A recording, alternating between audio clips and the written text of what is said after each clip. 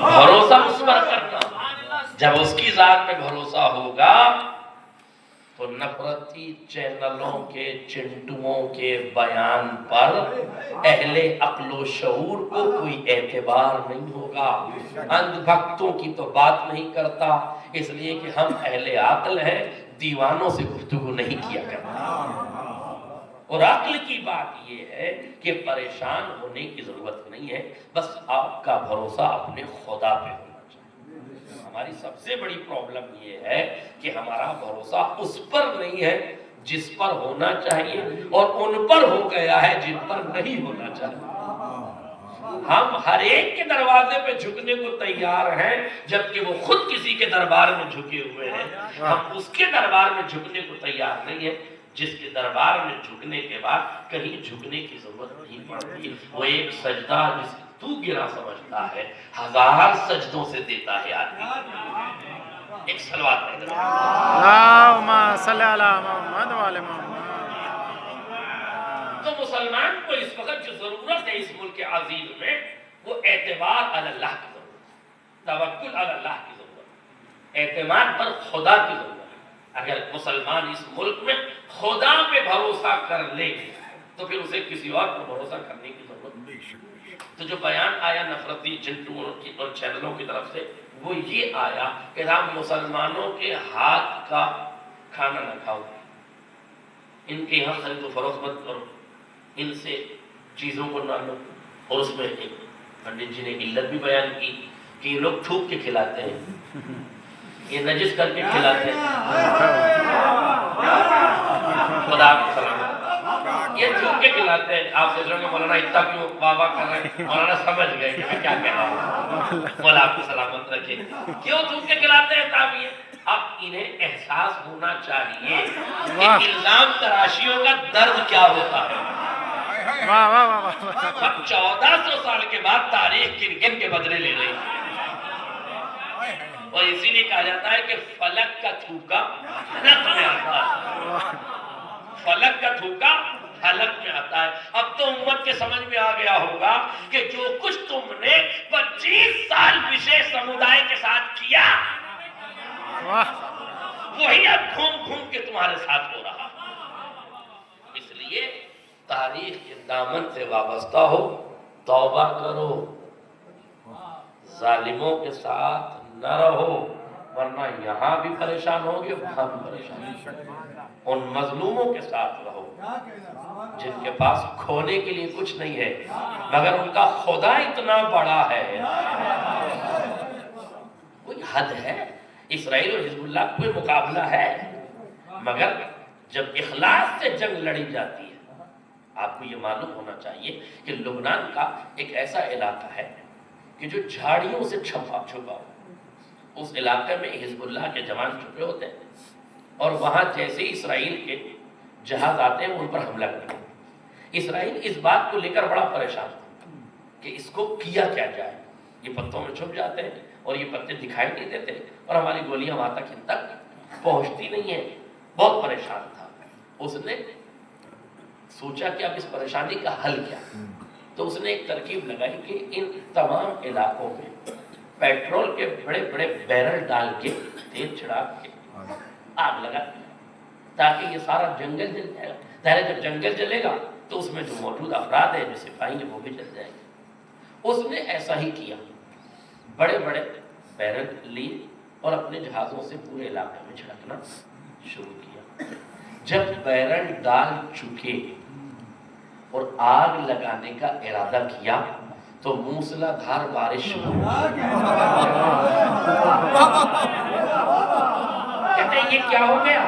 ہم نے تو موسم وبھاگ کی مکمل جانکاری لی تھی، دور دور تک بادلوں کا کوئی پتہ نہیں تھا، ہم نے تو آگ بھڑکانے کی کوشش کی، یہ جلنے سے پہلے گلزار کیسے ہو گئی؟ ہم نے کہا تم نے سمجھا ہی نہیں، نمرود کی نمائندگی تم کر رہے تھے، ابراہیم کی نمائندگی ہم کر رہے تھے۔ یہ بتایا ہے خدا نے کہ اگر تم ابراہیم کی نمائندگی کرتے ہو تو مسلمانوں پریشان نہ ہونا، تمہارا خدا موجود ہے، اور جس کے خدا نہ بولتے ہم وہ پریشان ہو، ہمارا تو زندہ خدا ہے۔ جس کے خدا کو بھوجن دینے کی ضرورت پڑے وہ پریشان ہو، ہمارا تو ہمیں بھوجن دیتا ہے، اس سے پریشان ہو۔ اگر خدائی کو کھلانا پڑے تو پھر خدا کس کو کھلائے گا بھائی؟ تو امت کو سوچ ہی لینا چاہیے۔ ٹھیک ہے، آپ یہ کہہ سکتے ہیں کہ وہ تھوڑی کھاتے ہیں، ان کے ذریعے سے ہم کھاتے ہیں بھائی، وہ کیوں کھائے گا؟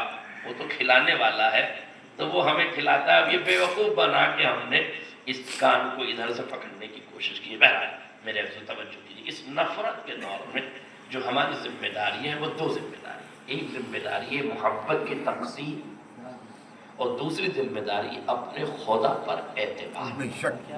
بس صرف آپ اپنے خدا پہ بھروسہ رکھیے اور کود پڑیے میدان عمل۔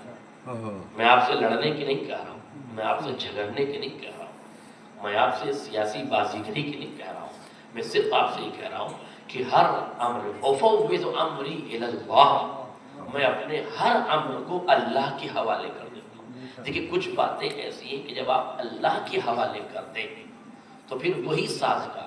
ہماری سب سے بڑی پریشانی یہ ہے، پرابلم یہ کہ ہم بہت سے مسائل کو خود حل کرنا چاہتے ہیں۔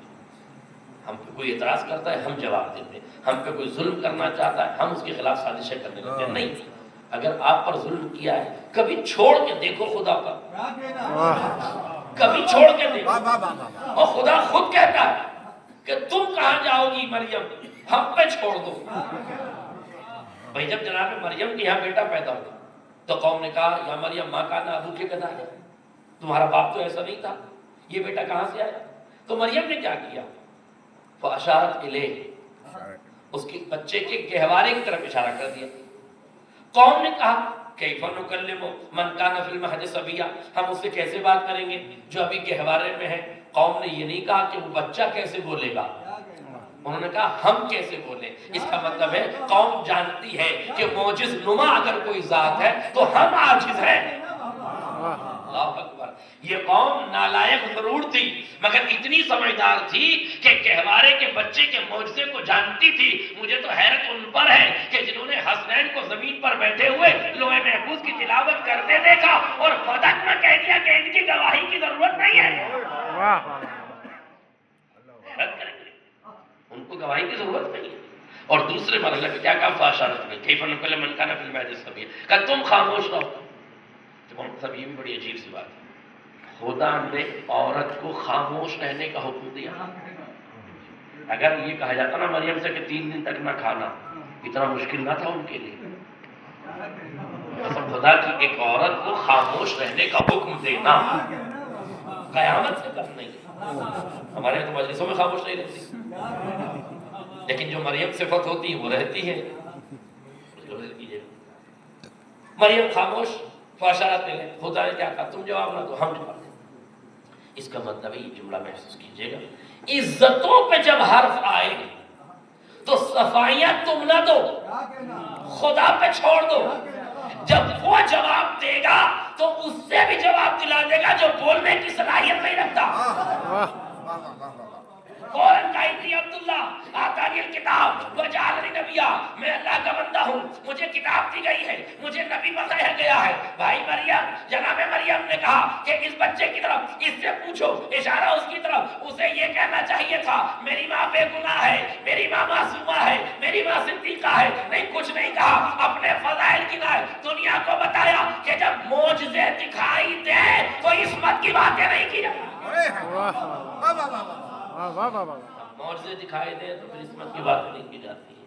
لہذا قوم بھی مطمئن ہو گئی کہ مریم نے گواہی دی، اور خدا نے بتایا مریم اگر تم اپنی صفائی دیتی تو 1 صدی جانتی، 1 زمانہ جانتا، لیکن جب ہم بتائیں گے تو صدیاں جانیں گے، جب ہم جواب دیں گے تو زمانے جانیں گے۔ تو یہ بھی سمجھو کہ ہر بات کا جواب تم نہ دیا کرو، کچھ باتیں خدا پہ چھوڑ دیا کرو۔ جب وہ جواب دینے پر آئے گا تو 25 سال بعد بھی گلا گھونٹ دے گا۔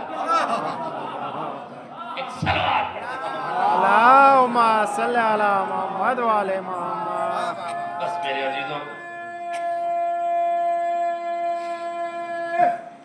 یا علی، مجھے حدیث کی طرف ترجمے کی بھی فرصت نہ ملی، اس لیے بس ترجمہ کر کے بات کو مکمل کر دوں. انا فاطمہ ہی لیلۃ القدر، فاطمہ لیلۃ القدر ہے. لیلۃ القدر کیا ہے؟ صاف